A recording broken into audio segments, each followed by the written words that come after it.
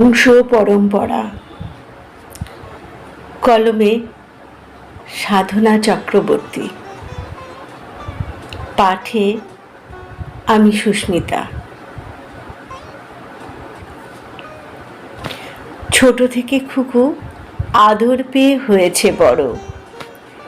ইহলোক ছাড়ল যখন ঠাকুমা বুড়ি, ভাবল খুকু ঠামুকে কেন চাপিয়ে খাটে নিয়ে গেল বাবা কাকা সকলে মিলে।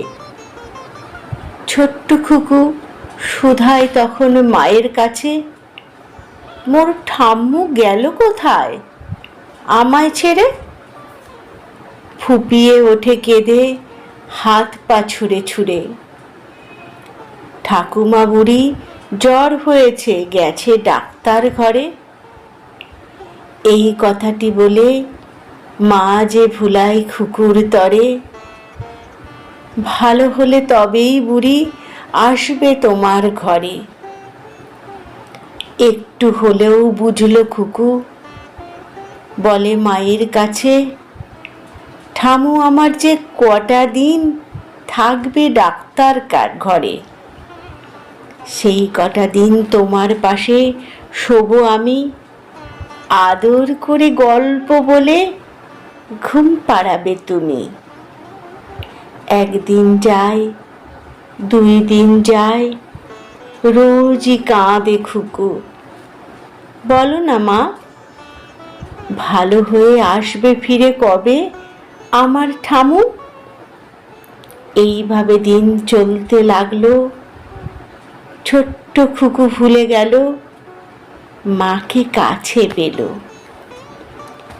একটু বড় হয়েই খুকু ভাবলো মনে, এইভাবে আমার বাবা মা যাবে না কোনো দিন চলে।